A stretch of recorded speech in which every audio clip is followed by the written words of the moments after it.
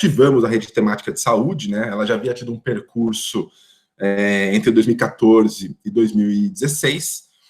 Depois ela ficou um pouco arrefecida e voltou agora em julho de 2018. Então estamos completando aí 2 anos de percurso da rede, muito motivados pela Raia Drogasil e a Associação Samaritano, duas, naquele momento, recém-associadas ao GIF, que nos provocaram. GIF, com essa atuação densa da rede de vocês em saúde, não faz sentido a gente criar um espaço temático para discutir esse tema? E assim fizemos, né, nessa reativação da rede lá em 2018, sob coordenação dessas duas organizações. Com muita felicidade, a gente conseguiu, ao longo do percurso, aí, juntar mais atores para estar com a gente nessa discussão. E desde então, a gente vem trilhando uma trajetória aí para aprofundar e fincar bandeiras da saúde junto àqueles 160 associados que eu disse do GIF. Claro que todos eles têm trabalhos, cada um num tema, mas quem tiver seu trabalho vinculado à saúde, é só chegar e estar com a gente. Então, esse é um pouco da trajetória do que é um pouco o GIF e do que nos traz aqui hoje. Então, a rede tem buscado criar esses espaços de discussão na temática de saúde. Nós passamos por um planejamento ano passado para pensar o que pode ser uma ação conjunta de saúde da RT, que a gente deve retomar, acho agora no segundo semestre, viabilizando formas de retomar aquele planejamento. A gente deixamos ele um pouco on hold, né, até para a gente ver os próximos passos, que seria a pandemia. Então, né, a gente seguiu nessa modelagem mais de discussões temáticas, tal como estamos fazendo aqui agora. Então, esse é um pouco do percurso da rede. E hoje chegamos aqui nessa discussão, nessa saúde e coronavírus, né? Um pouco, enfim, estamos imersos nisso, mas a gente queria trazer um olhar para além somente do estritamente vinculado. A gente queria ver aspectos envoltórios à relação da saúde com o coronavírus. Então, esse é um pouco do propósito desse encontro aqui hoje, que é uma conversa entre nós.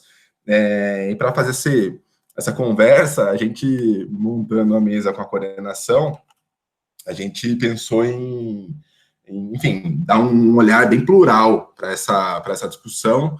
Então, são enfoques bem complementares que a gente vai ter aqui hoje.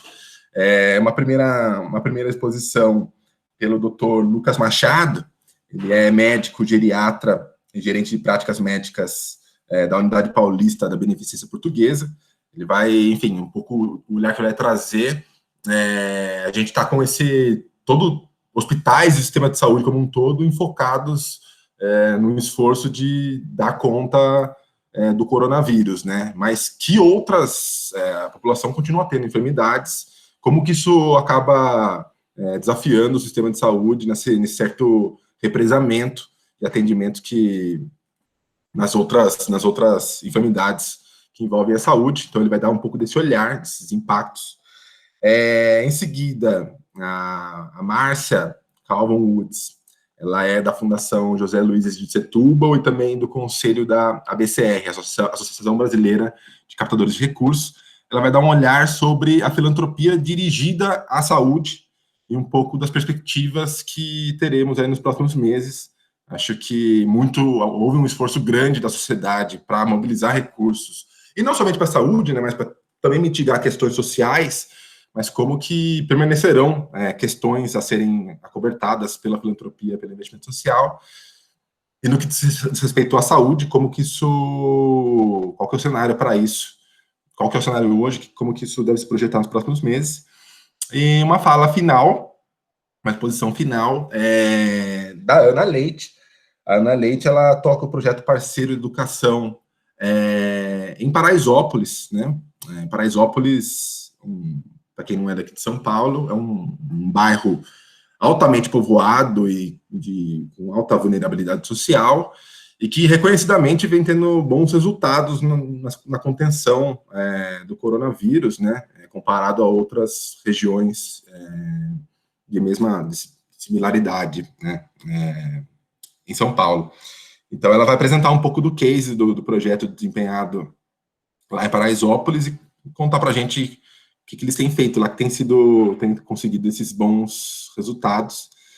Então, como vocês podem ver, a gente tem um olhar bastante plural e diverso, né? Cada um enfatizando um aspecto nessas questões notórias à relação saúde e coronavírus, que é para ninguém botar defeito, então cada um pode ter se sentir interessado mais por um ou outro enfoque, e aí a gente faz uma conversa aí até 11h30.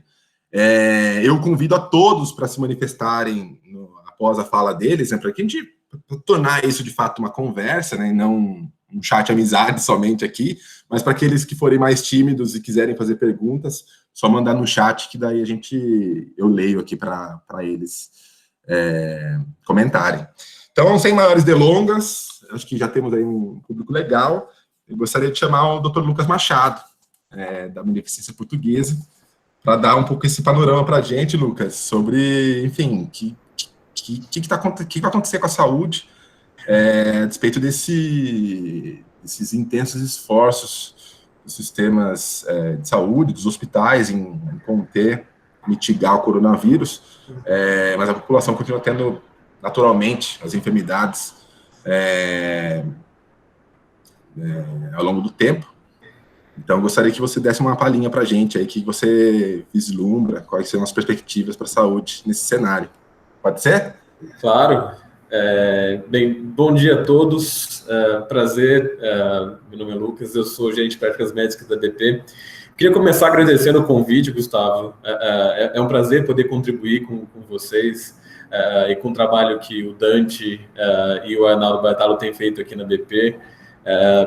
Acho que a proposta de filantropia é uma coisa que movimenta as pessoas, né? E poder discutir os impactos que isso tem tido na saúde é de verdade uma honra, e ainda mais abrir uma discussão dessa com a Márcia e com a Ana para a gente poder acrescentar. Então, de verdade, obrigado pelo convite e, por favor, todos que estão participando, que nem o Gustavo falou, intervenham, conversem, me perguntem durante isso. A intenção é ter um diálogo mesmo, isso acrescenta bastante para a gente, inclusive aqui na Beneficência Portuguesa. Eu acho que nesse momento de pandemia tem algumas coisas que ficaram claras para a gente, tá? A primeira coisa que ficou clara é que a gente sabe muito pouco dessa doença. E pode ser estranho falar que isso está claro, mas nos últimos 3 dias eu vi 2 artigos diferentes, um saiu na Folha de São Paulo dizendo que talvez a imunidade de rebanho seja maior do que o esperado e por isso a gente não vai ter uma segunda onda tão importante. E saiu um outro estudo na Nature dizendo que, na verdade, essa imunidade não persiste. Para mim, esse estudo da Nature foi meio assustador, porque eu já tive Covid, eu estava me achando super tranquilo, então já tive, eu não vou pegar de novo, eu posso seguir as coisas, e mesmo mantendo todo o distanciamento social, o uso de máscara, etc., eu estava tranquilo até esse final de semana, quando a Nature me disse que talvez eu venha pegar de novo, porque a gente não desenvolve uma imunidade, talvez não desenvolva uma imunidade persistente. Então, as informações ainda estão muito rasas, a gente vai precisar aprofundar muito mais na epidemiologia e como essa doença caminha de forma populacional para conseguir entender melhor o que vai acontecer, tá? Mas algumas coisas ficaram claras olhando outras pandemias e olhando o histórico da própria Covid, tá? A gente percebeu com outras pandemias que vão ter, na verdade não vão ser só 2 ondas que as pessoas falam. Tem 4 ondas de impacto que são muito importantes. A primeira é a onda da mortalidade e morbidade da própria Covid, que é o que a gente está vendo com as pessoas infectadas nesse momento. Existe uma segunda onda de infecção, que deve vir mais para frente, ou não, ainda não está muito claro. Mas, além da segunda onda, a gente imagina, e isso tem a ver com o histórico das outras pandemias, que vai ocorrer o impacto das outras condições clínicas, que não são Covid, mas que ficaram mal acompanhadas em função do impacto que a Covid tem tido. Eu vou aprofundar um pouquinho mais isso. Uma terceira onda são a interrupção de cuidados de doenças crônicas, e uma quarta onda seria o trauma psiquiátrico, a doença mental, o impacto econômico e o burnout, que são que vão ter um impacto talvez muito maior do que a própria mortalidade e morbidade pelo Covid. E além de tudo isso, a gente tem que lembrar que as populações e comunidades que são vulneráveis vão ter um impacto desproporcional do Covid. Isso pela infecção da doença e o impacto pós-pandemia, tá? Discute-se muito do novo normal, mas eu não sei se a gente vai chegar nesse novo normal, se talvez seja melhor chamar de pós-Covid, porque vai ser um outro jeito de olhar as coisas. A gente vai ter que se propor olhar as coisas diferentes. Num artigo que saiu no mês de junho, no New England, eles falam de duas coisas que são muito importantes para a gente pensar agora, nesse momento de pandemia, e isso vai ter um impacto pós. Eles falam de doença escondida e doença, eles falam deferida, deixada de lado. Tá? Eles fizeram uma comparação ao longo do mês de fevereiro até abril com a proporção de pacientes que estavam internados em UTI. Em alguns hospitais de Nova York. Eles perceberam que haviam pacientes que poderiam ser hospitalizados por outras doenças, mas foram hospitalizados por Covid, com aquela condição, e pacientes que têm condições sérias que não procuraram os cuidados por conta do medo de sair de casa. E nessa discussão, fica muito claro que doenças como hipertensão, diabetes e doença renal crônica duplicaram ou triplicaram em relação ao nível basal antes da Covid. Então, imaginem que a presença do vírus pode predispor a evolução mais complexa dessas doenças que já acometem a população. A gente está falando de doenças que são muito prevalentes na população, a gente está falando de hipertensão e diabetes, e esses pacientes diabéticos e hipertensos, no exemplo que aconteceu em Nova York, e aí a gente não tem um dado brasileiro para comparar, isso me incomoda bastante ainda, mas se a gente for seguir esse padrão dos americanos, duas das doenças que são mais prevalentes vão causar mais hospitalizações por conta do Covid. Então, talvez pacientes que não sejam diagnosticados com Covid, que é o que eles chamam de doença escondida, esses pacientes, mesmo não diagnosticados, eles vão ter uma piora do quadro clínico crônico deles e talvez procurem hospitalização. Então, pensando em hipertensão, eles saíram de uma média de 55 internações por mês por conta de internação para 114 internações.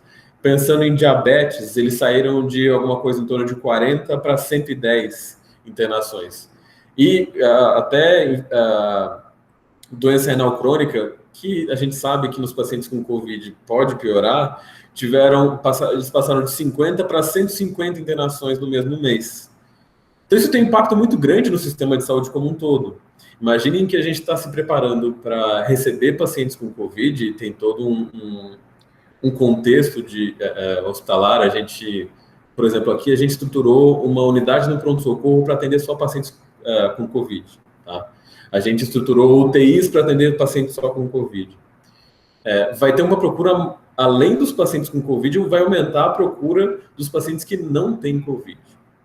Então, esses são os exemplos de doença escondida, tá? Ela vai estar no meio da população Covid e às vezes o paciente vai ter Covid, não vai estar muito claro isso. Os pacientes que vieram transferidos do SUS para cá para fazer cateterismo, para fazer uma abordagem via hemodinâmica, eles chegaram por conta de um infarto e vieram transferidos por conta de um infarto para a gente fazer o cateterismo, fazer a revascularização, fazer a linha de cuidado desse paciente. E aí, quando esses pacientes chegaram aqui, a gente fez o teste do Covid e a gente percebeu que esses pacientes que haviam infartado em outros hospitais tinham diagnóstico de Covid sobreposto. Então, o Covid pode, inclusive, e aí tem várias discussões quanto a isso, a Covid pode, inclusive, predispor infarto, predispor a AVC. E como é que a gente lida com isso? São populações que estão com medo de sair de casa. Você vai conversar com... E aí a experiência como geriatra também apoia nisso. Os pacientes não querem botar o pé no hospital. Ninguém quer se expor a um pronto-socorro. Ninguém quer se expor a sair às ruas. Como é que você convence esse paciente que tem um sintoma de infarto, AVC, alguma piora de uma doença crônica, então um paciente pneumopata, pacientes que têm lúpus, por exemplo. Esses pacientes não querem sair de casa. Como é que você convence esse paciente que deveria sair de casa para vir ao hospital que ele realmente precisa? Então, tem os pacientes que não estão chegando ao hospital e que estão morrendo em casa por conta disso, que é a doença que eles chamaram de deferida, que a gente não percebe ela. Nesse mesmo estudo, eles comentam de um levantamento que foi feito sobre os óbitos na cidade de Nova York e teve um incremento mês a mês de quase 10% de óbitos não atribuíveis à Covid. E muito relacionado a essas comorbidades, principalmente infarto e AVC. A gente viu isso com alguns pacientes por aqui, de que os pacientes têm sintomas de AVC em casa, não procuram o hospital, falecem em casa, e a gente não tá percebendo isso no sistema de saúde nesse momento. Por isso que eu comentei que não está tudo tão claro. A gente vai conseguir ver isso ao longo dos próximos meses, quando o DataSUS mostrar para a gente esse incremento de mortalidade. Entendam, existem pacientes, ao longo do ano a gente teve já esse número assustador atual, acho que a gente chegou aos 70 mil mortos, né, por Covid. A gente já tem esse número assustador de pacientes mortos por Covid e vai ocorrer um incremento superior a isso. Então, vamos supor que morressem 100 mil pessoas por mês, tá? Eu estou fazendo uma estimativa aqui. Vão morrer mais 10 mil pessoas por Covid e vai ter um incremento de mortalidade por essas outras doenças que ficam deferidas nesse contexto atual. Então, a situação é muito complexa e a gente precisa muito do apoio do SUS e do DataSUS para entender como é que vai ser essa evolução. E tem que ser um estudo bem robusto, seguindo a linha do que a Secretaria de Saúde vinha fazendo nos últimos meses. Os pacientes que têm infarto AVC, a gente sabe sim que no começo da pandemia houve uma queda desse número, desses pacientes hospitalizados, mas a gente já está vendo uma retomada. A gente alcançou atualmente 1/3 só dos pacientes que viriam, mas a gente sabe que isso a gente talvez não esteja pegando todos os pacientes. E tem outras doenças que vão acompanhar a Covid também. Então, doença pulmonar crônica, os pacientes com enfisema ou DPOC, tromboembolismo venoso ou pulmonar, que a gente sabe que a Covid tem um impacto na homeostase dos trombos. Então, a gente tem uma tendência, esses pacientes são protrombóticos, como a gente fala, eles fazem mais trombo, eles têm mais entupimento das veias, e esses podem acompanhar. E a gente imagina que nos próximos meses isso vai começar a ficar mais claro, de como a gente vai ter que lidar com esses pacientes. Então, em resumo, é o que a gente está vendo nessa primeira onda. Tem a mortalidade e morbidade do Covid, e tem essas doenças que estão ou escondidas dentro do Covid ou estão escondidas porque elas não estão chegando no sistema de saúde.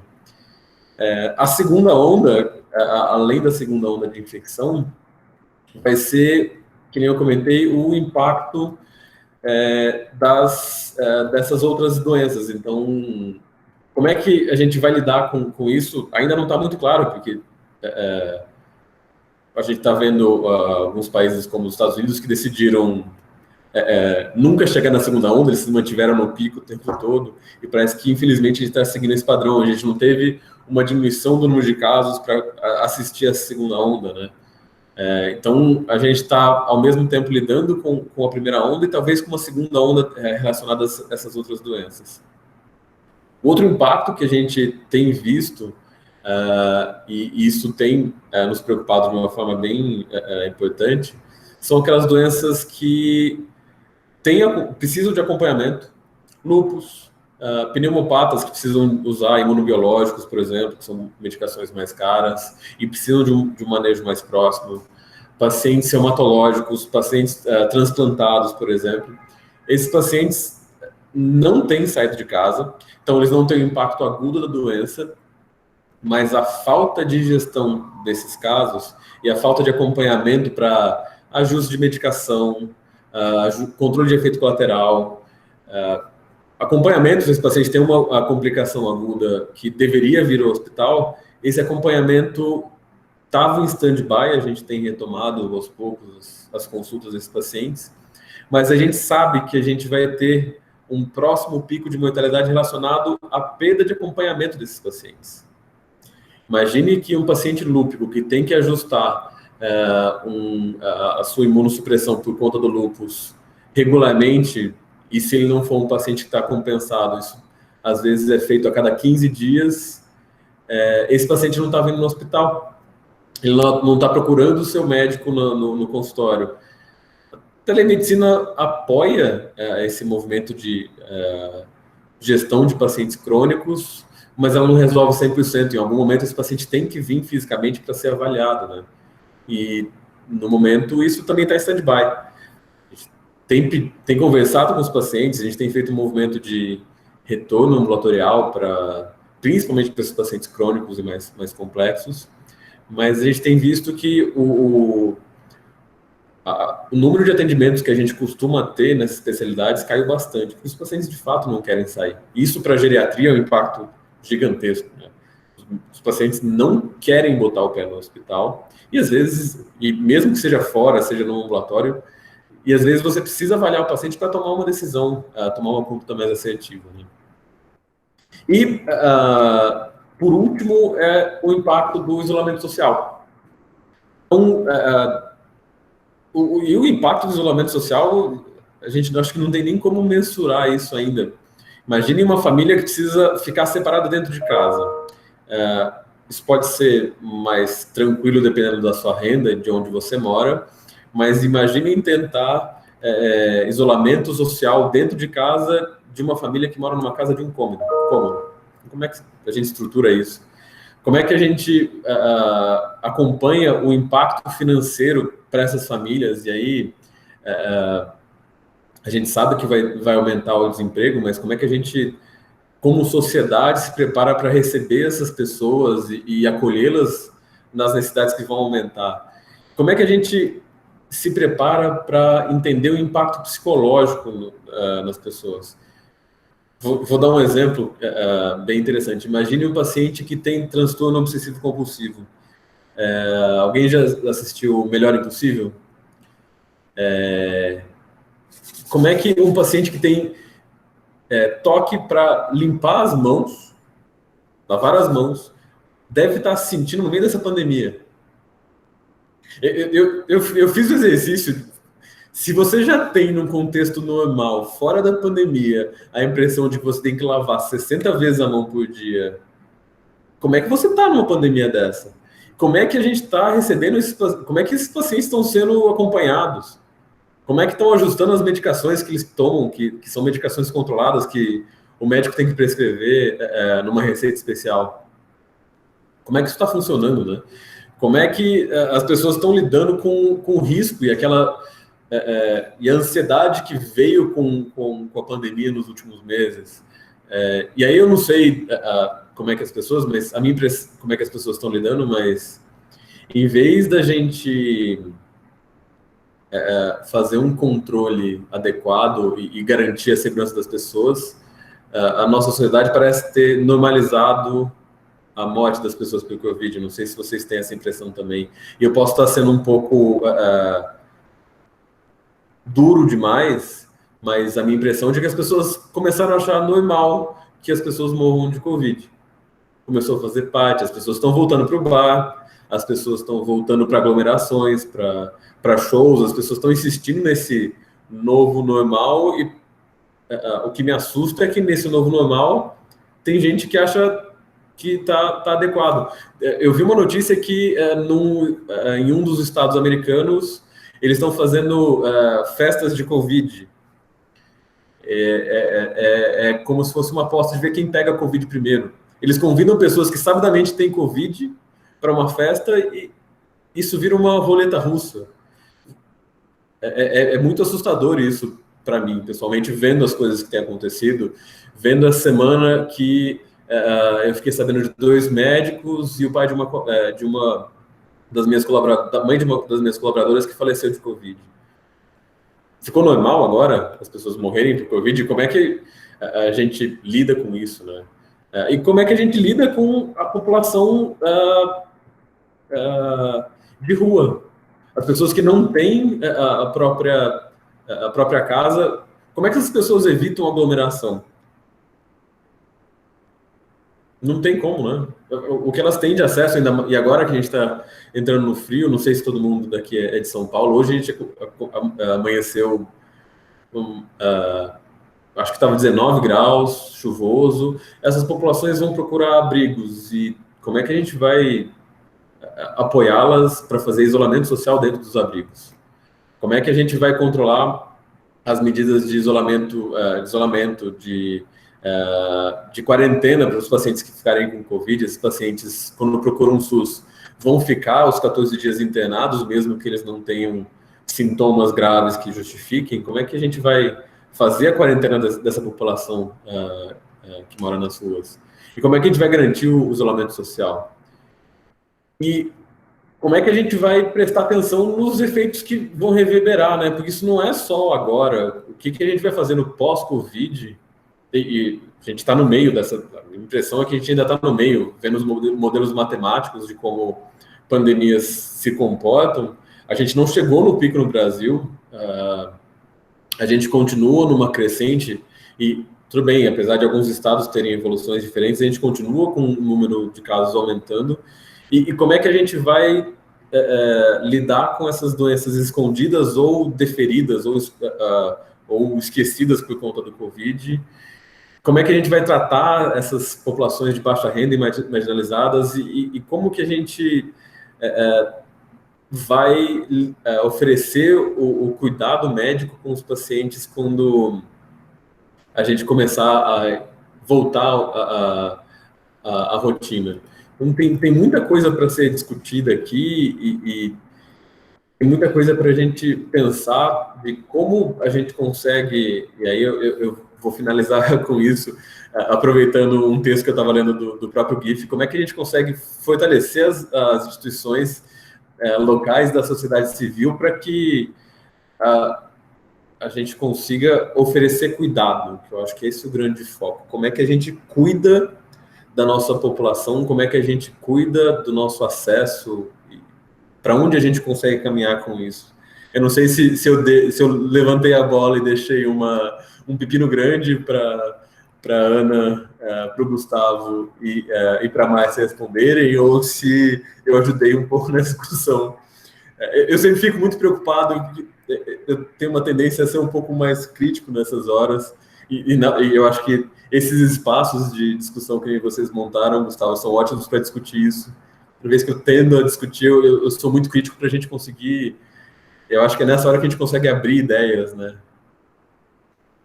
Não sei se alguém quer comentar alguma coisa ou se eu fui crítico demais e ninguém mais quer falar nada. Eu tenho um fator que eu gostaria de trazer à luz que é muito importante.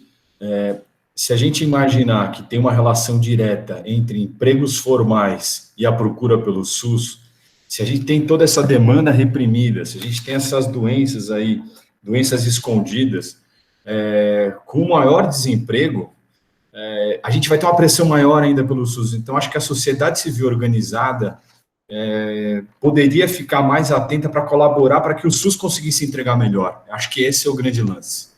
Acho que esse é um bom caminho que a gente pode procurar. Sem dúvida, Dante. Eu continuo atuando como preceptor da geriatria do ambulatório de longevos da Unifesp.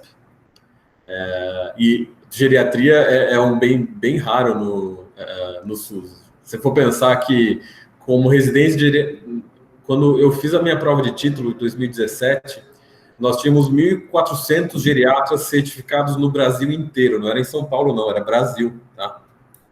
Como é que essa população idosa vai acessar o SUS? Porque vai ter gente perdendo convênio, né? Como que a gente recebe essas pessoas? É um questionamento bem importante. E de verdade eu não tenho resposta. Eu queria fazer uma colocação, pode ser? Temos inscritos? Não. Eu acho que seria melhor. Eu deixaria para o momento final. Aí a gente faz um resgate depois, um apanhado, e tenta costurar também entre as salas todas, né? Sim, pode ser, Eugério? Claro. Aí a gente. Obrigado, Lucas. Eu não conhecia esse conceito de doenças escondidas. É um pouco disso que a gente estava buscando realçar a partir da sua fala, quando te buscamos para comentar isso. E, de fato, você lança a luz sobre vários aspectos que nós, enquanto sociedade, precisamos melhor gerir no que tange a pandemia, né? São vários aspectos descobertos. Então, é importante você trazer isso à superfície. Nós, aqui num grupo de 35 pessoas, podemos discutir, tentar ressoar junto a nossos pares. Então, sem mais delongas e concentrando um pouco as perguntas mais para o final, embora vocês possam também jogando aqui no chat, eu gostaria de convidar a Márcia para seguir agora na apresentação, lançando luz, Márcia, sobre, enfim, vimos aí um grande esforço da filantropia, dos agentes filantrópicos, em servir de calço, em contenção para a pandemia, né? Segundo dados do monitor de doações da BCR, a gente está beirando já aos 6 bilhões de reais doados para enfrentamento da pandemia. Mas eu gostaria que você desse um olhar mais específico sobre essa filantropia voltada à saúde, o que você tem visto até aqui, e que você acha que permanecerão como gargalos a serem mobilizados para a gente dar conta aí nos próximos meses. Pode ser? Pode sim, Gustavo. Eu trouxe aqui minha bola de cristal, então tá tudo fácil. Não, mas vamos lá. Aceitei o desafio e vou trazer reflexões, perguntas, questionamentos. Eu acho que é uma forma de, enfim, conduzir o debate. Eu acho que se vocês não se incomodarem, eu acho que eu vou fechar minha câmera, porque eu estou realmente preocupada com a qualidade da minha internet e eu tenho medo que o som vai ficar cortando, tá? Então eu vou privilegiar o som do que a imagem.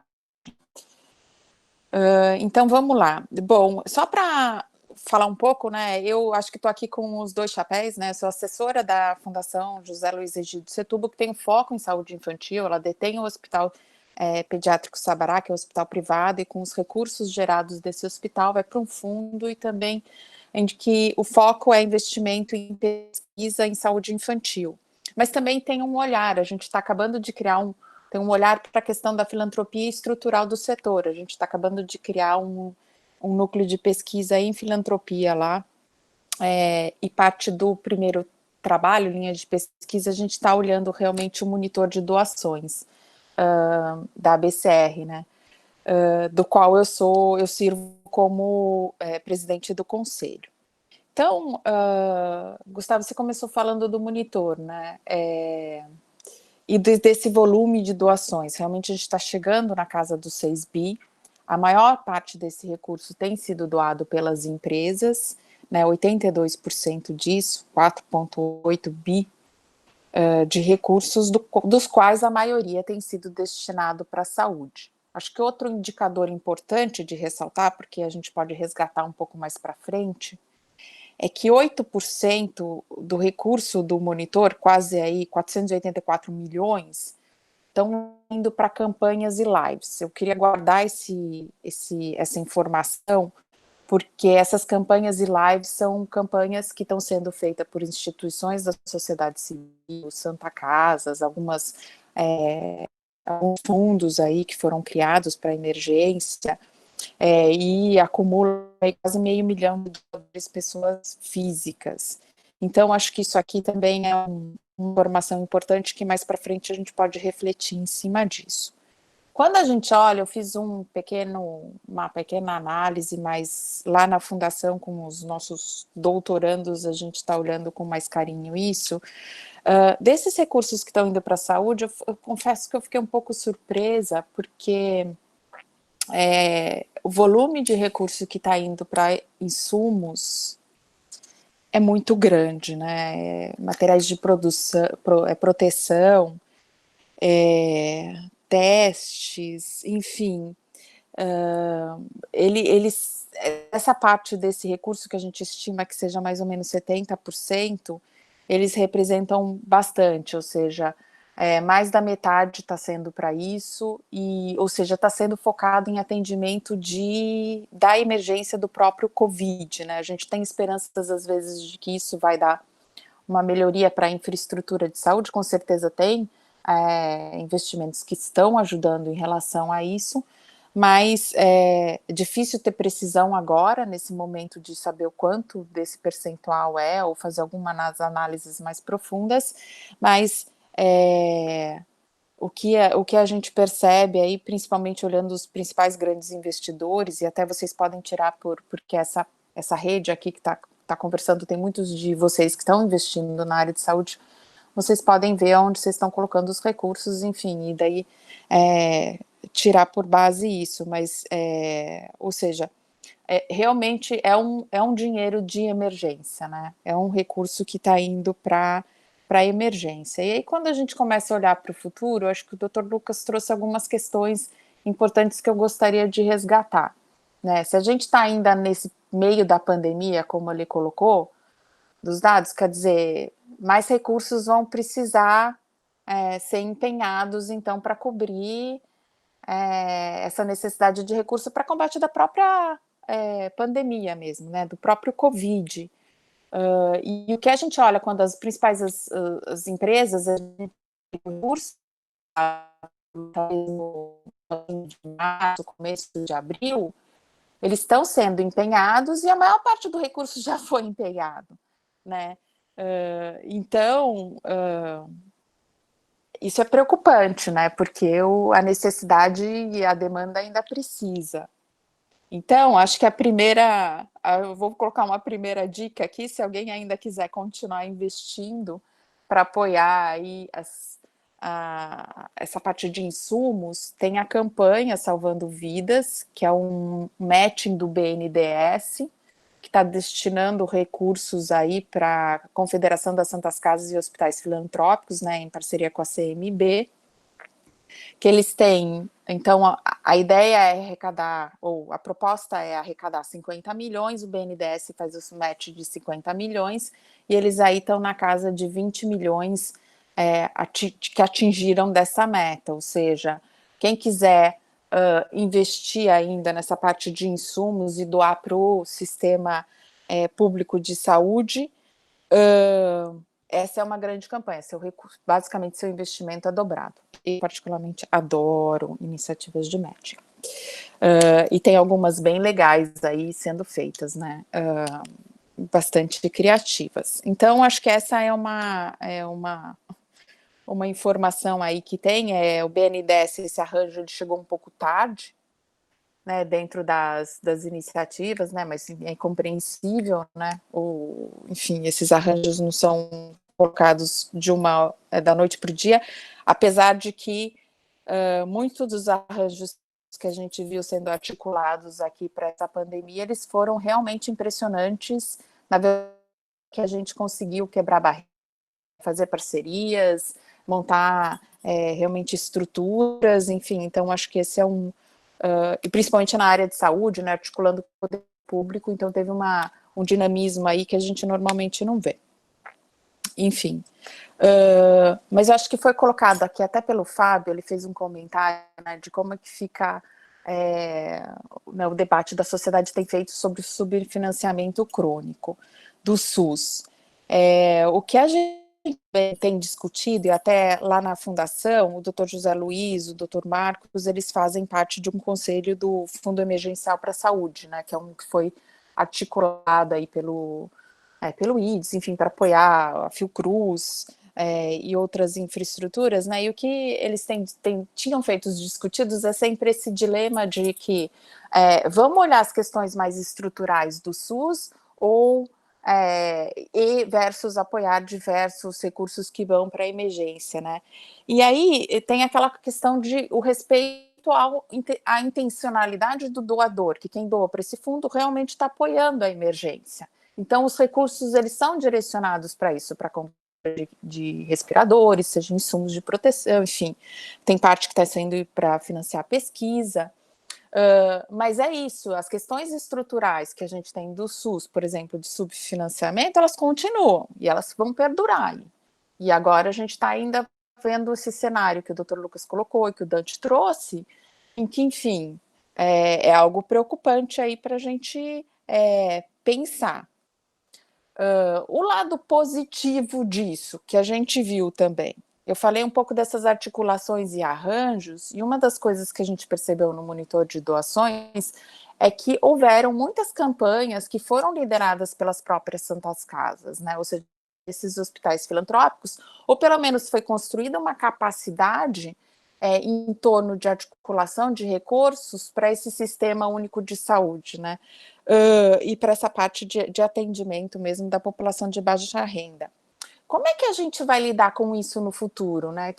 A gente está olhando dentro desses espaços de articulação para a possibilidade de, no futuro, ele exercer um outro papel que não seja, né, transferir toda essa competência, essa capacidade instalada que foi criada para o Covid, para olhar questões mais estruturais ou, de repente, outras demandas que vão surgir para a sociedade. Acho que tem um ativo enorme que a sociedade criou, desses arranjos e articulações, que a gente não pode perder, né? Então, por exemplo, outro dia a gente estava conversando lá na Fundação, o Todos pela Saúde mesmo, que é a iniciativa que o Itaú colocou, eles vão mobilizar isso, foi criado todo um conselho, tem toda uma inteligência que foi feita, enfim, por trás disso. Como é que fica isso olhando para o futuro, né? E assim são outros espaços que foram feitos, né? Parcerias público-privado, enfim, então tem todo um ativo aí que foi criado que a gente podia realmente, dentro desses espaços, acho que na rede GIF, são diversos, né, dos associados, fundações, institutos aí que estão atuando nesses espaços e poderiam levar uma reflexão assim para a gente pensar o futuro desse setor e sair mais forte do que a gente está, né? Mesmo a fundação, a gente recebeu uma demanda lá na fundação isso foi antes pré-Covid, né? De uma Santa Casa em Minas, acho que é Ouro Fino a cidade. Que ela realmente estava com um problema, como todas as Santas Casas, né? De estrutural aí, de subfinanciamento, uma questão de falta de investimento, até que ela chegou a um ponto de realmente a gestão comprometida, né? E a gente colocando insumos aí, foi uma experiência bastante interessante, em que a gente aportou recursos aí para fazer quase que o turnaround da Santa Casa, né? Então, aí de injeção em gestão, em estrutura de captação de recursos, enfim, um investimento, acho que multianual, que somou no máximo, acho que 300 mil, quer dizer, e aí você deixa uma capacidade instalada que realmente aquilo vai reverter em benefício social para aquela comunidade no longo prazo, né? Então, como que a gente pensa essas questões mais estruturais desses fundos, de repente eles terem um segundo momento, de ter um outro papel, né? Bom, a área de saúde sempre, acho que também o que mostrou o Covid para a área de saúde foi o investimento em ciência e pesquisa também, né? Que houve uma nova valorização disso. Então e nos últimos anos a gente viu, acho que investidores sociais entrando para isso, né? Tem a fundação que tem, mas outros atores importantes surgiram aí, o Serra Pilheira, enfim, outros núcleos de pesquisa, investidores sociais disso. Pesquisa é sempre um desafio, exige muito recurso, comprometimento de longo prazo, né? A fundação também está aportando recursos para entender a relação entre Covid e principalmente saúde infantil. E se alguém quiser mais detalhes, depois eu passo informação dos médicos. Quer dizer, eu sou a única que não sou médica dentro da fundação, então eu me reservo o direito de não comentar desses assuntos, mas eu sei indicar as pessoas adequadas para conversar sobre isso, tá? Mas mesmo também quando a gente olha, por exemplo, a FAPESP, né, 50% do investimento lá, eu peguei esses dados com a fundação, de que o investimento é nas áreas médicas e biomédicas. Quer dizer, você também tem formas aí de construir arranjos para apoiar a pesquisa nessa área, enfim, mas é uma área que exige bastante recurso e exige perseverança, né? Então, realmente é para um tipo de investidor social que se propõe a fazer isso. E aí eu acho que entra para uma parte de uma questão mais social e importante que o Dr. Lucas colocou um pouco, mas eu gostaria de enfatizar. Do mesmo momento, da mesma forma que a gente viu essa grande mobilização, e eu acho que eu escrevi isso para o GIF também, para doações Covid, então foi uma mobilização contundente aí que a gente teve, principalmente das empresas, de aportar recursos e apoiar o país nesse momento de crise. A gente teve uma grande desmobilização da área social como um todo, né? Isso a gente já vinha sentindo isso pelo próprio isolamento social ou pela insegurança que as pessoas estavam passando com o futuro, e aí as doações normalmente, por uma parcela da população, é represada, mas teve essa pesquisa que foi realizada pela Mobiliza e a Rios Partners, e é apoiada por alguns dos investidores sociais do próprio GIF, que é a pesquisa impacto do Covid nas OSCs brasileiras, que foi aí com uma amostra bastante expressiva de 1.700 organizações, e que mostram que 73% teve impacto negativo, 65% das OSCs prevêem uma redução nos seus recursos, né, e que, ao mesmo tempo, elas prevêem um aumento das demandas sociais, por todo esse contexto que se apresenta pós-pandemia, ou seja, enquanto mais a sociedade, no momento que a sociedade vai mais precisar dessa rede de proteção social, que é formada pelas organizações que atuam nas mais diversas áreas, seja saúde, educação, assistência social, enfim, defesa de direitos, a gente tem elas numa situação extremamente frágil, seja porque até seus projetos não estão sendo realizados, seja porque as receitas estão comprometidas pela impossibilidade de realizar suas iniciativas de captação de recursos, né? Muitas fazem eventos,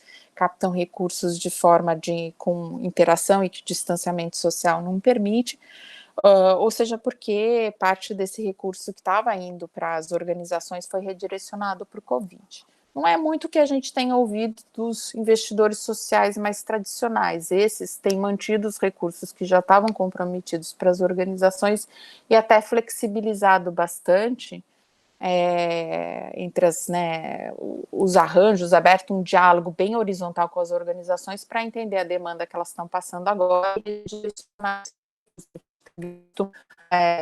muita qualidade da interlocução entre empresas, investidores sociais e as organizações para entender as necessidades do momento e redirecionar esse recurso, né, ou ajustar esse recurso.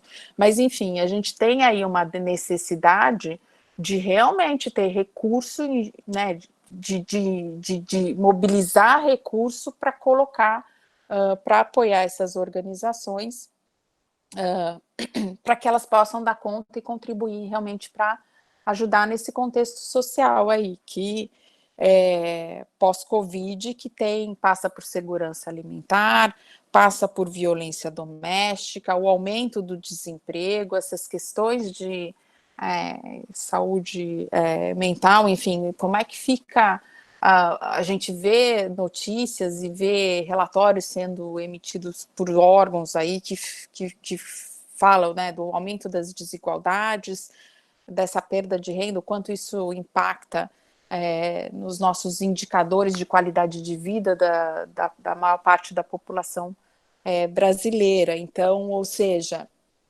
realmente a gente tem que refletir sobre esse novo contexto e repensar os nossos investimentos sociais. porque os desafios eles vão aumentar e vão até mudar a mudança do contexto, a gente tem que reler isso para reajustar as nossas estratégias de investimento social. Então, eram um pouco essas reflexões que eu gostaria de trazer. Acho que encerro aqui essa fala inicial e a gente pode continuar aí a conversa. Excelente, Márcia, obrigado. Acho que você deu um panorama aí bom para a gente de como tem sido esse movimento da filantropia, né? Então fica também um chamado para que sigamos nesse esforço para tentar cobrir aspectos que estão sendo, enfim, que a pandemia tem avançado sobre nós, né?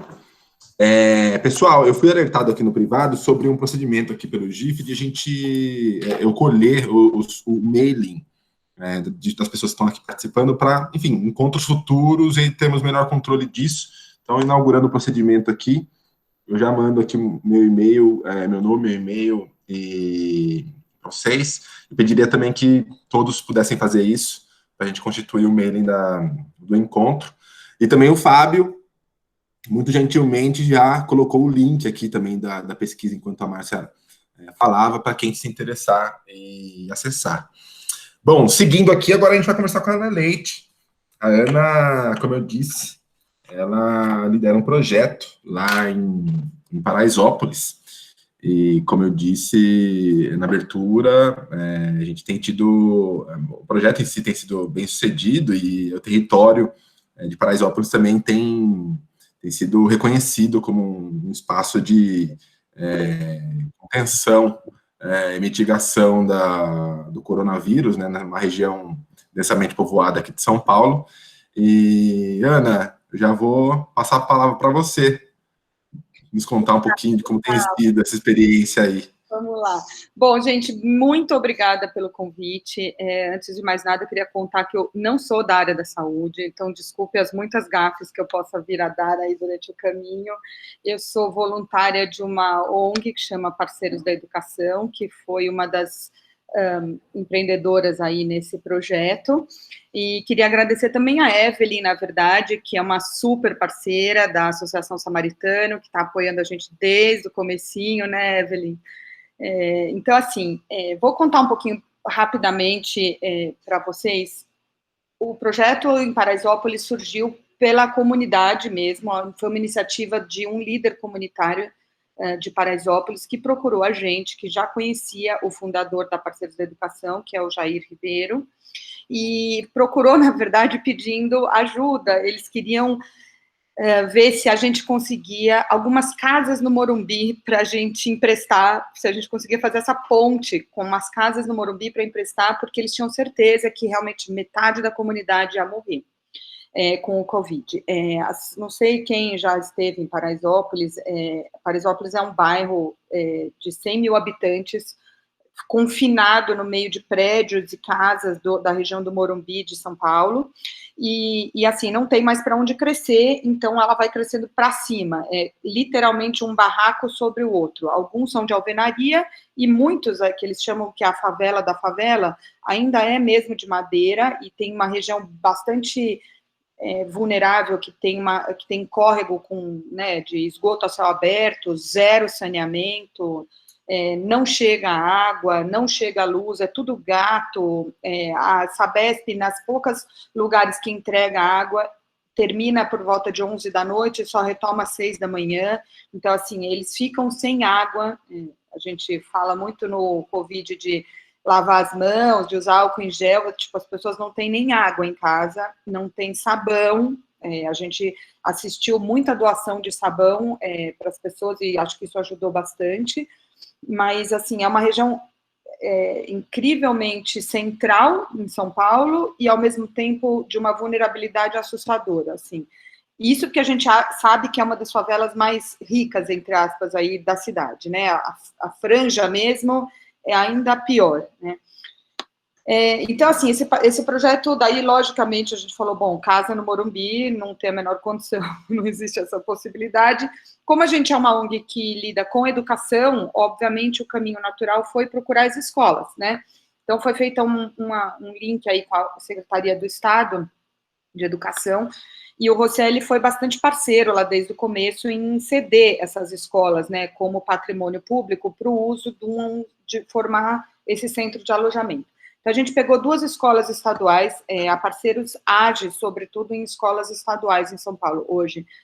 Não sei se vocês conhecem um pouquinho, mas muito rapidamente, assim, a Parceiros da Educação surgiu faz 16 anos, e a ideia era juntar a iniciativa privada com a iniciativa pública para melhorar a educação, né, o desempenho escolar do aluno. No fundo, o objetivo é sempre pedagógico, tá? São 4 eixos que a gente tem, um é o próprio pedagógico e a gestão da escola. Aí tem alguma coisa também em relação à comunidade, escola, comunidade, né, aproximação das famílias, e a própria infraestrutura. Infraestrutura e lidar com a comunidade sempre voltado para a melhoria do desempenho do aluno, tá? Então, ninguém vai pensar em pintar a parede, mas sim em fazer laboratório de informática ou laboratório de ciências, coisas que melhorem a nota desse aluno no final, vamos supor, o aprendizado em si, né? Então, a gente tinha essa questão, são 2 escolas que não ficam dentro exatamente da favela, mas é um quarteirão dela, né? Tá bem na borda. São 2 escolas estaduais e a gente montou 250 leitos em uma e 260 leitos em outra. Quando eu falo leito, na verdade, é cama mesmo, tá? É cama, lençol, cobertor, travesseiro, a carteira escolar como criado mudo. A ideia era fazer uma extensão da casa para que as pessoas que tivessem nenhuma condição de isolamento nos seus barracos, vamos dizer assim, pudessem vir para cá, manter aí uma quarentena de acordo com o início dos sintomas e poder voltar para a comunidade. Eu sei aí que o Dr. Lucas falou que pode pegar de novo e etc. A gente já teve casos até de pessoas que voltaram aqui, mas em tese ali no começo a gente estava imaginando que essa pessoa sairia daqui imunizada. Então, poderia voltar para a comunidade numa boa, né? Ele levantou com essa ideia, esse projeto surgiu numa sexta, na segunda-feira a gente tinha 3 milhões de reais em caixa. Essas doações vieram todas de pessoas físicas que já são doadores da Parceiros da Educação. Nesse momento a gente não teve não teve nenhuma doação de pessoa jurídica, fora mais 1 milhão de reais que entrou do Samaritano, da Associação Samaritano, com a intenção da compra de testes. Então, assim, esse projeto, ele nasceu e ele foi sendo erguido muito organicamente, assim, eu não tenho experiência nenhuma de saúde, as outras 2 pessoas que eu acabei trazendo para cá, uma veio do setor imobiliário, trabalhou sempre com corretor de imóveis, então ela é uma ótima área comercial, bate em todo mundo. Tenho mais 2 pessoas que são voluntárias também da Parceiros, que são muito doces, então a ideia delas era acolher e fazer a parte de logística, e foi assim que essa história andou. A gente foi descobrindo tudo muito conforme o problema ia acontecendo e a gente ia resolvendo. Foi bem pandemia, modelo pandemia mesmo. Assim. A gente até agora já entregou 1.550 testes, a gente fez essa ideia surgiu primeiro com o Hospital Sírio-Libanês, porque o Jair Ribeiro tem uma conexão grande lá com o Paulo Chap, então foi uma coisa também de pedir ajuda, o que você acha, e vamos fazer acontecer. E, no fim, o próprio Albert Einstein entrou, porque essa é uma região que já tem a gestão do Einstein, né? As 3 UBSs e o AMA de Paraisópolis já são geridos pela OS do Einstein, né? Ele tem mais algumas na região, mas... então, era muito natural, eles já têm todo o cadastro da região, do território todo, mapeado, etc. E tal. A gente viu que rapidamente, assim, pelo menos no começo ali da pandemia, as pessoas estavam muito aflitas em querer doar, em querer colaborar. Acho que ninguém queria botar muito o nariz para fora, tinha, óbvio, um medo, mas muita gente ofereceu recurso.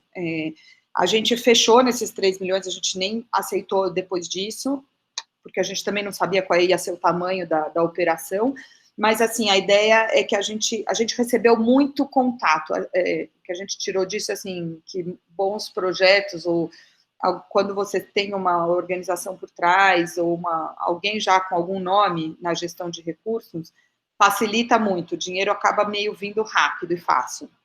Com a mobilização da pandemia também, né, acho que isso facilitou muito, assim. Então, a gente também recebeu muito cobertor, muito álcool em gel, muita roupa. A gente tem um sistema aqui no centro de lavanderia hospitalar só para enxoval, mas a gente não tinha lavanderia de roupa para os residentes. A gente nem chama de paciente aqui, gente, a gente chama de residente, porque a ideia é que ele fique mesmo a extensão da casa dele. Então, a gente recebeu muita roupa para doar para essas pessoas, as pessoas que vinham para cá sem roupa para passar mais de 2, 3 dias, começavam a receber roupas que a gente ganhou tanto novas como bom estado, enfim, e a gente foi repassando isso. Hoje a gente está com estoque baixíssimo, nesses quase 3 meses aí de operação, acabou o nosso estoque, nós estamos passando o chapéu de novo de roupas aqui, porque a gente tem recebido muito morador de rua e muito idoso dessas ELPIs que estão interditadas por causa da Covid. Então, assim, essa questão de dinheiro foi muito fácil para a gente, vamos dizer assim, foi muito rápido e muito fácil de mobilizar. A gente, bom, da parte, assim, mais social do projeto, a gente notou aqui que é uma população que tem mais doença, mais comorbidade, acho, do que o resto da humanidade, essa população que vive em favela. Primeiro porque elas já trazem, assim, o zero saneamento implica em uma série de pioras, assim, vocês devem saber disso muito melhor do que eu, assim, mas as pessoas e também a falta de informação, a falta da educação formal faz com que essas pessoas sofram mais dessas comorbidades. Então, a pessoa, às vezes, sabe que tem diabetes e não cuida. Ela tem até o remédio disponível no SUS e ela não toma. Ela, às vezes, nem sabe que tem, ou se tem, ela ignora, né? Então, a gente sentiu também que é uma população que, obviamente, tinha uma dificuldade de se isolar, porque é uma população que trabalha hoje para comer amanhã, né? Então, assim, não dá para ficar afastado. Não dá para ficar 14 dias em casa, ainda que ela tivesse uma casa para ficar. A gente também viu aqui uma população muito assustada, com muito medo. Então, assim, é isso que vocês falaram. Às vezes ela não ia procurar o posto de saúde com medo de ouvir o diagnóstico. Então, muitas vezes já chegava lá para ir direto para um hospital de campanha. Então, pulava a gente aqui, né? Não chegava nem a ficar em quarentena, porque já chegava lá num estado péssimo. Ou ela não ia receber esse resultado, não ia nem fazer o diagnóstico, e daí, assim, mesmo sem querer, estava passando para a vizinhança inteira, mesmo, assim. A gente acha, assim, os médicos que a gente teve contato aqui acham que Paraisópolis foi uma das primeiras a imunizar a comunidade inteira por falta de opção mesmo, assim. Não teve jeito, todo mundo pegou, basicamente foi isso. Teve muita gente aqui que acreditou que era uma invenção, assim, não tinha pandemia nenhuma, isso era uma invenção do governo, dos ETs, de alguém que ia acabar com o mundo. É surreal isso, mas foi muito presente, assim, as pessoas falavam, não, isso é bobeira, não existe isso, e pronto. Tinha gente que recebia o resultado positivo e ia trabalhar, e, tá bom, tô positivo, não, pode deixar, obrigada por informar, e continuava trabalhando, assim mesmo. A gente viu também muita gente com medo da doença, mas não só por si, mas pelo estigma que ela traria. Então, as pessoas tinham medo de contar para os outros que tinham Covid. Muito isso, a gente viu muito isso. Parecia um pouco, eu me lembro, assim, quando a AIDS surgiu, que as pessoas não sabiam muito como que transmitia, então, quando alguém falava que tinha AIDS, a pessoa ia se afastando, não ficava nem perto. E a gente sentiu isso aqui também. Então, o cara deixava de dizer que ele estava com a Covid porque ele tinha medo de como as outras pessoas iam tratá-lo, né? Então, a ponto, assim, eu estava um dia na igreja conversando com o padre e ele falou, olha, ali na frente moram 2 enfermeiros do Hospital das Clínicas. Eu sei que eles estão com a Covid porque eles vieram me contar, mas eles me proibiram de contar para qualquer pessoa, não contaram nem para a própria família e disseram que estão de férias. E estão em casa lá cumprindo a quarentena. Então, nesse grau, assim, né, eles não podiam contar muito para ninguém.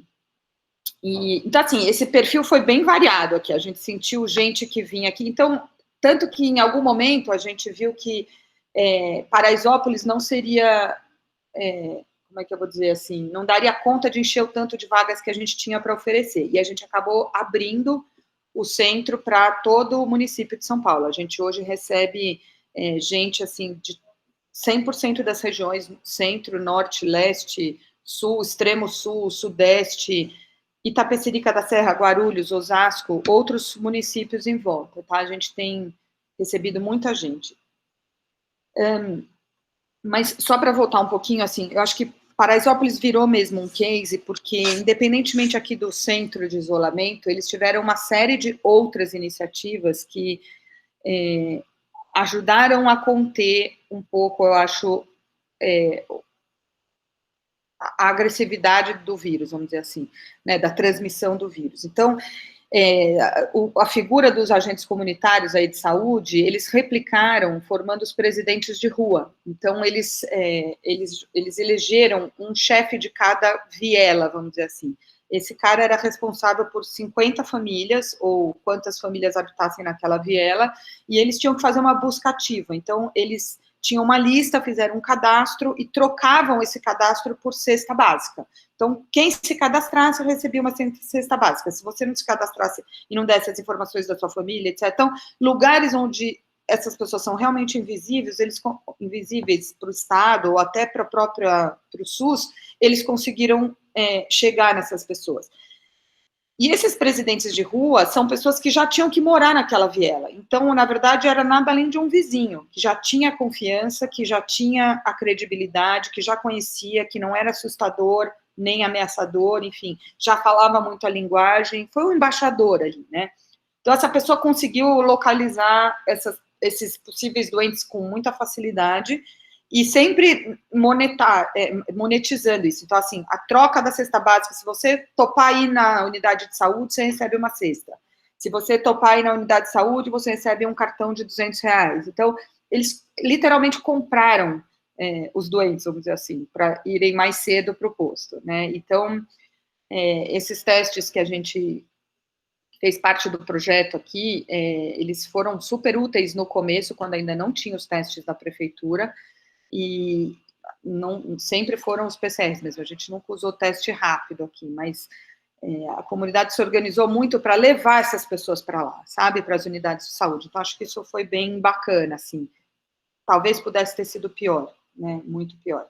A gente também viu a distribuição de máscara, assim, muito desde o começo, as unidades, a gente forneceu, independentemente do centro de acolhimento, a gente forneceu muita máscara.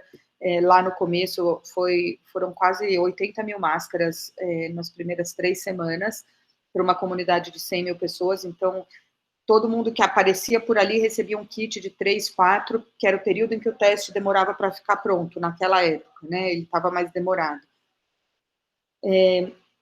Mas, assim, o que eu acho que a gente pode tirar desse projeto todo, que preocupa, assim, primeiro que eu acho que essa história da Covid, da pandemia, mostrou para a gente, assim, foi uma lente de aumento, uma lupa muito grande em cima do abismo social que a gente vive, que é uma coisa, assim, vergonhosa. Eu acho que o dia que a gente perder a indignação de ver as coisas que a gente enxerga, a gente realmente pode pegar o chapéu e ir lá morar no sítio, não precisa fazer mais nada na vida, porque assim, não dá para banalizar, não dá para se acostumar, não dá para achar que isso é normal, e a gente acaba tendo um contato muito perto disso com a pandemia, né? Foi assim, acho que a conta chegou muito descaradamente. E o que preocupa muito, a gente estava falando isso, inclusive o pessoal da própria comunidade fala, o e agora, né? Porque, assim, a ajuda do governo termina daqui a pouco, né? O auxílio emergencial. O auxílio-desemprego, idem, né? Muita gente perdeu emprego, mas muita gente perdeu emprego. Tudo bem que eram, às vezes, muita gente informal, mas, assim, mesmo os formais que ainda contam com auxílio-desemprego, acabou. Daqui a um mês, 40 dias, não tem mais. E aí, também tem uma diminuição das doações, né? Eu acho que, assim, as pessoas estavam muito mobilizadas no começo, mas, assim, agora tem uma tendência de queda. A gente vê isso, assim, né? A solidariedade, sei lá, chega uma hora que termina. E aí, as pessoas estão começando a cair a ficha de que no mês que vem não tem emprego, de que o mês que vem não vai, né? Acabou a quarentena e eu volto para onde agora, né? Que eu não tenho mais que ficar em casa. Como é que eu vou colocar comida na boca dessas pessoas? Então, assim, eu acho que a coisa social vai pegar agora. É a partir de agora que a conta realmente vai se apresentar para todo mundo. Assim, é o que a gente tem visto aqui, um futuro bem complicado, sabe? E tem uma última coisa que eu queria contar para vocês, assim, gente, desculpa, eu não sei se eu estou falando exatamente o que vocês queriam ouvir, ou se tem mais alguma coisa, mas, assim, eu queria falar, assim, do que eu descobri pessoalmente, assim, com essa história toda. Eu descobri que o SUS é incrível. Apesar de todos os pesares, gente, assim, o contato muito próximo que eu tive com os gestores de unidades básicas de saúde, com os gestores dos AMAs, das UPAs, dos hospitais de campanha, assim, as pessoas são de um cuidado, de um interesse tão genuíno, pelo que eu vi até aqui, em ajudar o outro, mesmo sob... Porque eu falo assim, olha, ajudar o outro no Einstein, no Samaritano, no Oswaldo Cruz, na Beneficência, no Sírio-Libanês, é lindo, eu acho que é bárbaro, né? Mas, assim, a gente tem recurso lá. Se eu preciso de um remédio, eu tenho. Se eu preciso de uma maca, eu tenho. A gente vê aqui, a gente colocou aqui alguns biombos entre as camas, que era um pouco para manter a privacidade. A primeira coisa que os gerentes de UBS que vêm visitar a gente aqui, a primeira coisa que eles pedem, não sei se dá para vocês verem, eu tenho aqui uma lista colada na minha parede de pedido de doação. Quando acabar o projeto, você pode doar biombo? Quando acabar o projeto, você pode doar esses colchões para a gente? Você pode... Então, assim, eu entendo esse subfinanciamento e eu acho que, assim, é mais um motivo para entender que o capital humano que está na saúde é muito fora da curva, nessa região, sabe, do SUS mesmo. Chega a me emocionar, eu fiquei realmente muito impactada de ver o que essas pessoas fazem pelo outro, assim. Também fiquei bastante impressionada com o trabalho dessas ACS, dessas agentes comunitárias, desses agentes comunitários, e como eles conseguem chegar na ponta e o poder que isso tem transformador dessa população que não tem realmente nada e, de repente, ter uma voz ali na ponta que fale com eles e por eles. Acho que é uma coisa que devia ser muito mais incentivada e eu acho que, assim, a gente também viu aqui muito como essas pessoas de mais baixa renda, a gente recebeu realmente muito morador de rua vindo de hospital de campanha, eles tinham que cumprir ainda um finalzinho de quarentena, acabaram vindo para cá, então foi uma surpresa, a gente não esperava esse tipo de público. Como essa população, de uma forma geral, não está acostumada, acho que todos vocês aí já frequentaram um bom hotel na vida, a gente aqui fez de tudo para que eles se sentissem num hospital 5 estrelas, num hotel 5 estrelas, assim. A gente tem 6 refeições por dia, a gente tem uma cama quentinha, com roupa de cama limpinha, um mega esquema de limpeza, a gente tem bingo, culto religioso, a gente tem toda a sala de jogos, tem leitura, tem palestra, tem oficina de artesanato. A gente quis deixar eles muito, assim, a surpresa dessas pessoas em receberem algo que era inimaginável na vida deles, assim, nem em sonho. Como assim? Eu mereço tudo isso? Então, assim, a gente vê que é uma baixa autoestima, assim, absurda, assim, é uma coisa surreal. E às vezes você dá um tiquinho de dedo, a pessoa dá uma desabrochada. É impressionante, assim, o que esses moradores de rua, em 15, 20 dias que ficaram com a gente, se transformaram. Esses idosos que engordaram, assim, começaram a comer, ganharam peso, assim, mesmo comendo, mesmo muito furiosos, porque a gente não deixava pôr sal na comida, ou não deixava pegar 2 frutas, porque era diabético, enfim. Então, assim, eu acho que, no fim, passando uma régua, eu acho que esse projeto trouxe uma grande exposição da baixíssima qualidade de vida que essas pessoas têm. E que eu acho que é o que a gente tem que mudar. Assim. Gente, acho que era isso que eu tinha para contar para vocês. Desculpa ter falado. Queria muito ouvir aí o que mais vocês têm. Estou aprendendo um monte aqui. Obrigadíssima pela oportunidade, viu? Obrigado a você, Ana, para expor para a gente um projeto, me saltou aos olhos, assim, como, enfim, no GIF a gente está empunhando essa bandeira do trabalho conjunto, trabalho colaborativo, né, como a gente consegue ter projetos mais aproximados uns dos outros, né, acreditando que isso gera mais impacto. Acho que o case de vocês é simbólico, né, eu fui, só durante a fala, fui captando parceria com o Sírio-Libanês, com Albert Einstein, com o Rocieri, da Secretaria de Educação, com doação da Associação Samaritana, doadores, pessoas físicas, as UPAs, né? Então, realmente, muito bem impressionado com esse projeto. Obrigado a você por ter nos exposto. E agora eu vou percorrer aqui um pouco das perguntas que chegaram aqui no chat. A ideia não é, talvez, enfim, vocês três dialoguem como vocês ficarem mais à vontade com as perguntas. Eu colhi aqui, por exemplo, tem a Priscila Martins pergunta sobre a situação da população mais vulnerável, que eu acho que veio bem forte nas falas do Lucas, numa perspectiva, e da Ana em outra, né? O Fábio Deboni traz a questão do subfinanciamento crônico do SUS, que isso está um pouco velado na discussão atual, e como a gente faz vir com mais força à superfície para a gente discutir isso. Se vocês pudessem comentar um pouquinho também. A Patrícia, por outro lado, lança a luz sobre a situação dos hospitais pós-pandemia, né? Já que muitos deles enfrentarão dificuldades financeiras pela queda de receitas, né? A Letéia faz uma pergunta, uma provocação, enfim, qual o limite entre ações emergenciais e a necessidade de responsabilizarmos políticas públicas por serem encaminhadas, né? Onde que está essa linha que a gente conseguiria visualizar atribuições, né, entre sociedade civil organizada e governos. E um comentário depois da Celina, acho que a Celina eu vou pedir para fazer na sequência desses comentários mais gerais por vocês. Vocês gostariam de comentar? Situação da população mais vulnerável, subfinanciamento crônico do SUS, dificuldades dos hospitais pós-pandemia por queda na arrecadação. Quem se arrisca? Lucas? A discussão é bem complexa, né? Acho que a Ana pontuou muito bem. A desigualdade social acho que não é nem revoltante a palavra, causa um incômodo que é difícil de lidar com isso, né? E a gente vê esse problema de financiamento do SUS. Eu lembro na época que eu fiz residência de clínica médica em que faltou dipirona, faltou equipo para pegar acesso.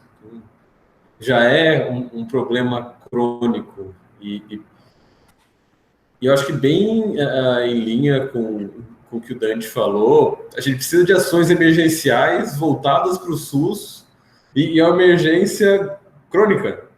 É incoerente falar isso, né? A gente sabe que é um problema crônico e cada vez isso está mais exposto. Acho que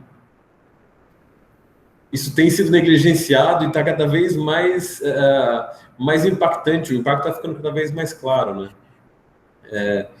Acho que e isso desdobra em várias coisas. Então, quanto menos a gente cuida de um problema, uma coisa que devia ter sido resolvida aguda, ele vai se cronificando e se tornando cada vez mais complexo de resolver. E esse impacto do SUS vem para o hospital particular também, né? Como é que essa população que, quando a gente está num momento de econômico favorável, que procura os hospitais particulares, vem ao hospital e como a gente se estrutura para isso, como é que a gente vai lidar no pós-pandemia? O que a gente tem visto, e isso a gente vê em vários hospitais, isso não é uma realidade apenas da Beneficência Portuguesa, é de que os orçamentos estão sendo coletados, os projetos estão encaminhados. Então, tem uma colega que trabalha no PROAD de um outro hospital, não vou citar qual especificamente, mas que o programa que ela respondia, que era voltado para a geriatria, teve um corte gigantesco. E aí, como é que esse financiamento apoia? Está todo mundo revisando o próprio orçamento, o que tem como proposta para crescimento, para como que a gente vai lidar com a situação financeira do país, da população, do hospital, dos próprios funcionários, como é que a gente vai caminhar para isso? Essa é uma pergunta bem complexa. na verdade, queria pedir para a minha CEO sentar aqui e conversar com a gente, porque eu tenho certeza que ela tem propostas mais interessantes que a minha, mas está todo mundo revisando como é que vai crescer, como é que vai tentar crescer, o que vai sustentar, o que não vai sustentar, como é que os convênios vão lidar com esse novo modelo, como é que os pacientes vão voltar a procurar o hospital, porque o cliente do hospital, e aí a gente tem que tratar como cliente, como é que o cliente vai procurar o hospital?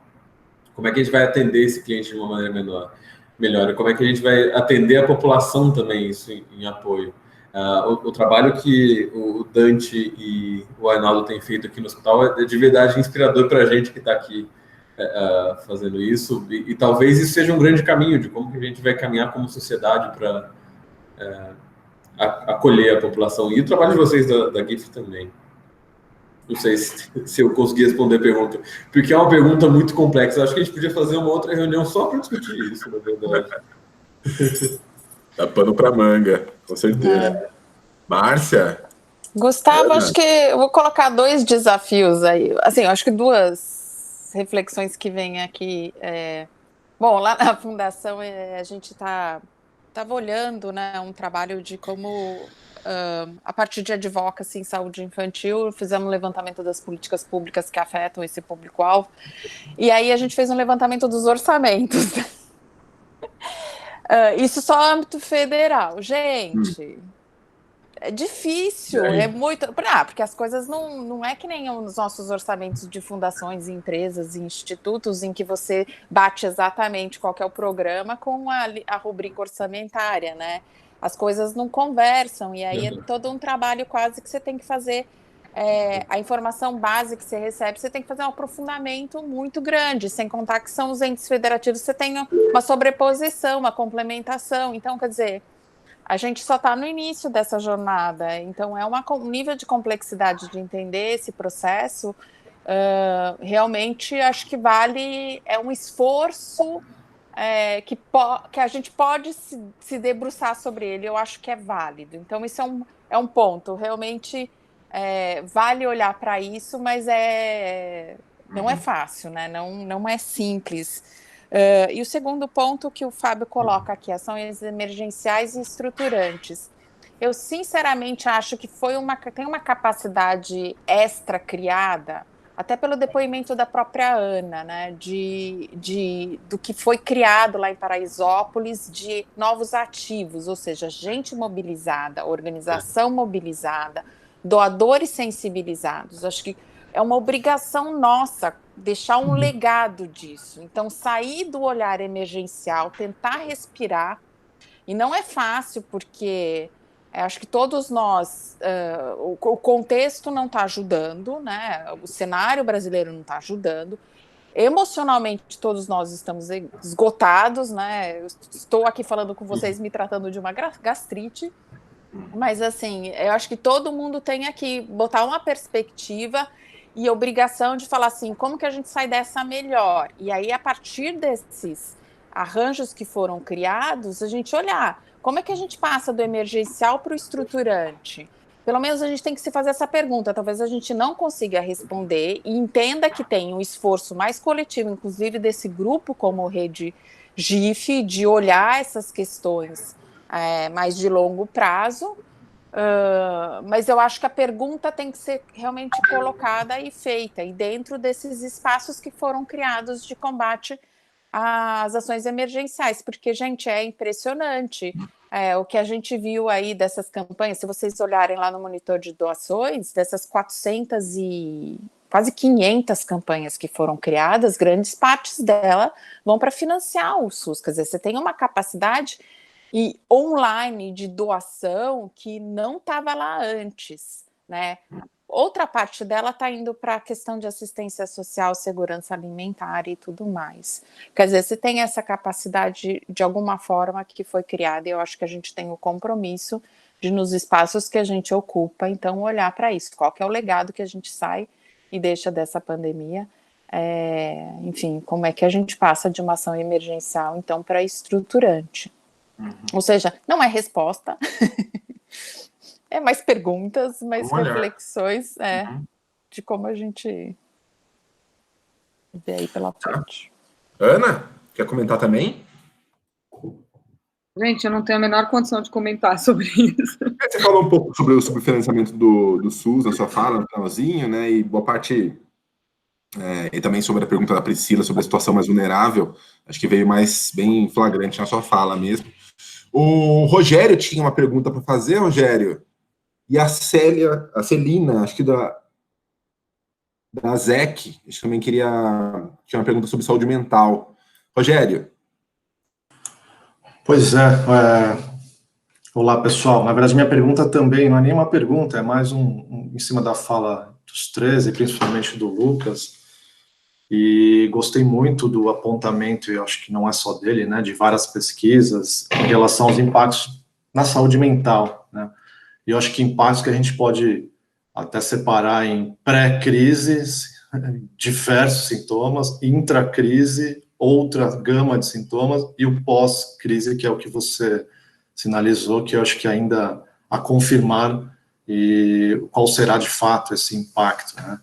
Agora, você também falou das ondas, né, que eu achei também bastante interessante. Isso também traz uma necessidade para todos os atores, e o SUS primordialmente, em como tratar de pessoas e como tratar e evoluir para o cuidar das pessoas, né? Hoje a gente está na parte mais fase emergencial da Covid, então a gente precisa focar no tratamento e remissão de sintomas, mas como é que a gente cuida dessas pessoas lá na frente, que estão como você mesmo disse, né, com diversas questões crônicas, que não é nem um pouco novo para a saúde, questões crônicas que vão agudizar, né, questões que poderiam ter sido trabalhadas de forma preventiva, com ações de promoção e prevenção.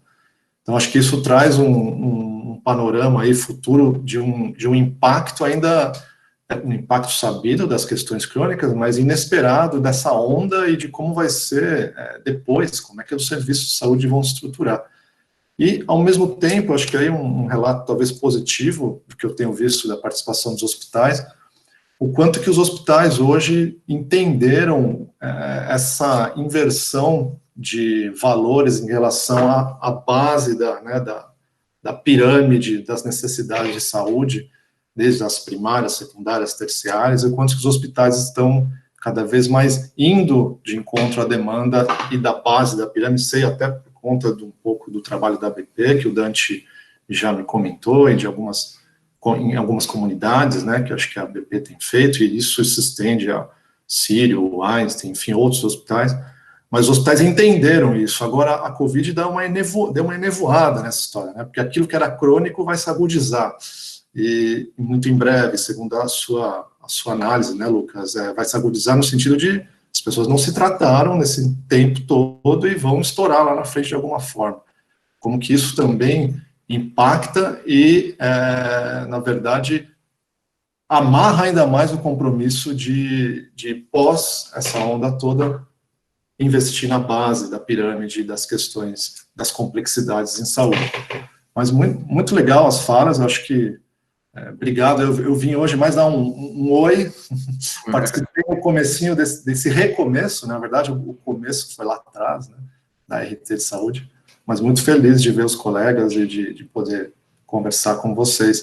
Muito boas 3 falas, agradeço pelos 3 aí que falaram. Valeu, Rogério. Conectando um pouco ao seu raciocínio, eu vou convidar a Juliana aqui também sobre da ZEC Brasil. O Rogério trouxe uma preocupação de saúde mental. Juliana? Olá, bom dia, obrigada a todos, muito boas, acho que a Celina colocou alguns pontos, nós estamos juntos aí nesse ASEC Brasil, Movimento Saber Lidar, e o que eu trago justamente pegando o gancho do Rogério, é que antes, ou seja, da pandemia, a gente já tinha uma incapacidade de toda a rede de atendimento psicossocial, ou seja, a gente tem, por exemplo, redes de Manaus, ou seja, uma psicóloga e uma assistente social para 33 mil alunos de uma região da cidade de Manaus, imaginando só um pequeno, né, um pequeno cosmos, né, e a gente se replica isso para o Brasil como um todo. E entendo, acho que a Ana colocou assim, essa riqueza do capital humano do SUS, mas as pessoas fazem o que pode, são os humanos, ou seja, o sistema está totalmente desmantelado. E aí, essa pressão de que antes o atendimento era para quem era portador, né, de questões crônicas, como o Rogério colocou, ou de usuários de droga, hoje você tem pessoas com adoecimento emocional, e que isso não é tido como doença, mas isso acaba gerando doença. Então, assim, no olhar de longo prazo, eu acho que a gente tem, de alguma forma, que abordar, né, esse reforço desses seres humanos que estão à frente dessas redes psicossociais. E aí eu vejo o fortalecimento de casos como é da comunidade de Paraisópolis, porque você sabe que, muitas vezes, ou seja, se a gente esperar que esse reforço venha da estruturação, né? Assim, eu acho que hoje a gente vive no nosso olhar uma questão emergencial, mas a gente, em algumas comunidades, vive a questão emergencial há muito tempo. A IASC tem uma rede, uma pirâmide de apoio, né, da psicossocial, que é para regiões de guerra, né? E a gente vive comunidades que já estavam isso antes da pandemia. Então, de alguma forma, o que eu trago ou seja, seria talvez fazendo um novo debate. Como nós como ONGs, estamos atuando, buscando reforçar as comunidades para que elas possam estabelecer uma rede de apoio. Ou seja, se você tem aí, não esperar subir na rede, ou seja, acessar um CAPSI de jovens adolescentes que estão demandando, você tem milhares, 2, 3 chegam a ter esse apoio. Então, assim, reconstruir esse processo como um novo olhar. Ou seja, a gente está buscando construir, estamos entrando num edital enorme aqui, tentando construir uma rede de apoio jovem com jovem, ou seja, peer education e peer practice, de poder estar em um edital internacional, mas é por aí. Como que você reforça os jovens, como você reforça as famílias, como você reforma as comunidades, né, dentro delas, para que isso possa efetivamente responder a um colapso que vai se ampliar ainda mais. Então, assim, eu deixo essa provocação, essa vontade de poder a SEC, o movimento, estar nessa discussão, né? Eu acho que isso, eu estou visualizando isso, né? Eu tive sábado uma fala com os ventos de jovens de Salvador, da periferia de Salvador, meninas, ou seja, a Unicef está junto com a gente nessa busca, e algo, né? Eu sei que tem muita coisa acontecendo para a política da primeira infância, mas os jovens adolescentes estão absolutamente abandonados. E aí a gente está aqui nessa luta, querendo estar junto com vocês, né, com o GIF e com esses associados que têm interesse nesse tema. Tá? Muito obrigada pela oportunidade. Excelente, Juliana. Eu já passaria direto para algum comentário final, dialogando com ela, com o Rogério, para o Lucas, para a Márcia e para a Ana fecharem.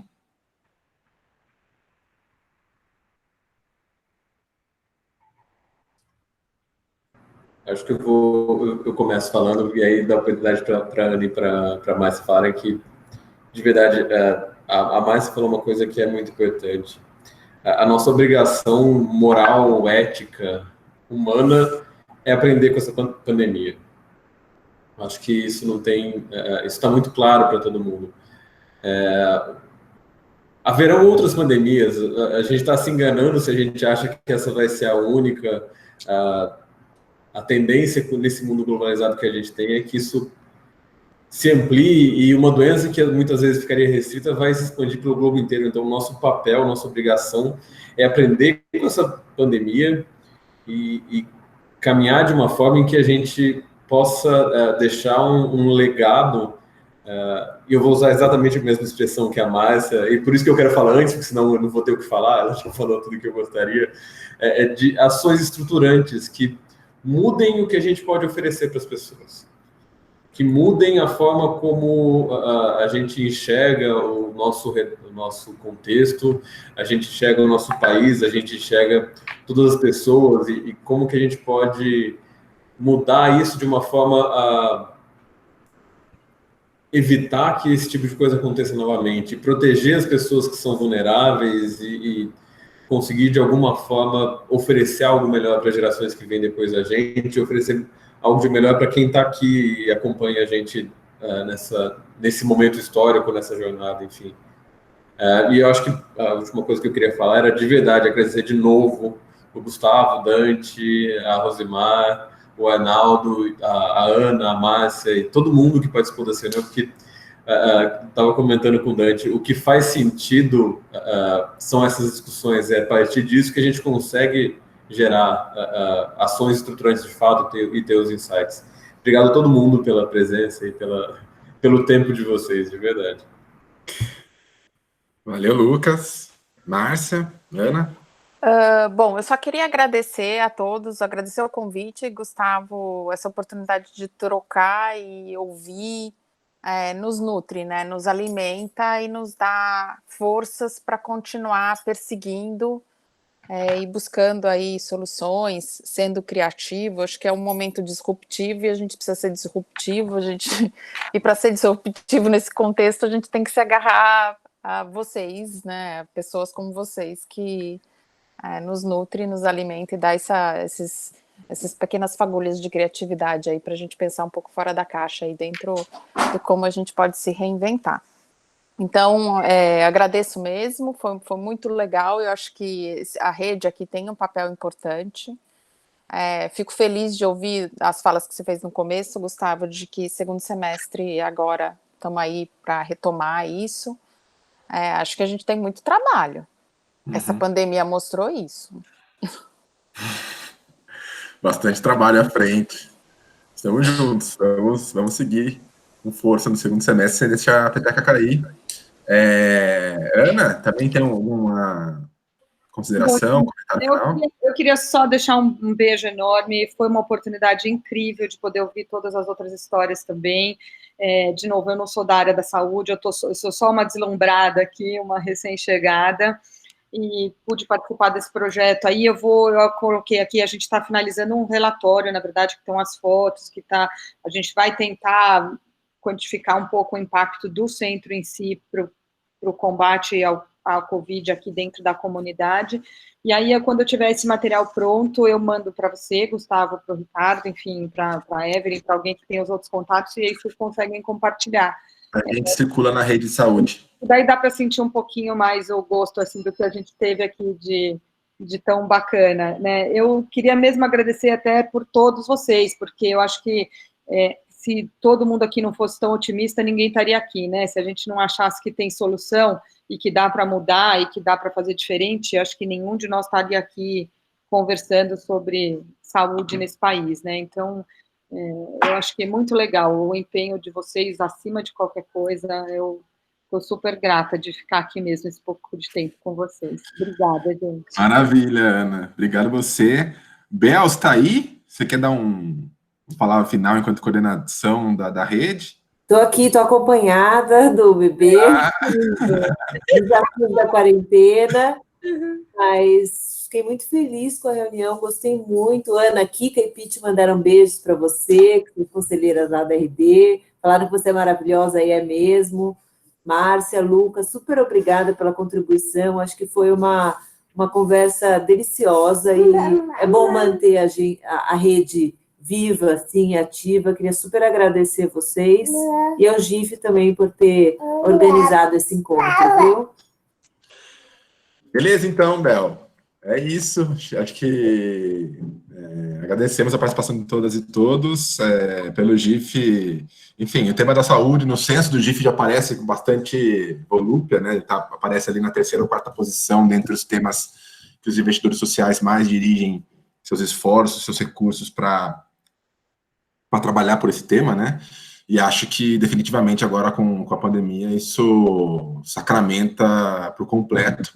Então fica também a provocação da Márcia para que sigamos trabalhando juntos aí no segundo semestre, tendo o congresso do GIF também com um horizonte, impulsionando isso ao longo de 2021, sempre pensando também que trabalho em rede é um trabalho de longo prazo e não é a despeito da emergência da pandemia, mas é um trabalho de longo prazo que a gente espera ver frutos, colher frutos no espaço de tempo um pouco maior. Então, conto também com a gana de vocês para seguir movimentando a rede com a gente, esse tema. Então, agradeço a todos e todas. Sigamos juntos nas próximas discussões. Um abraço. Obrigada.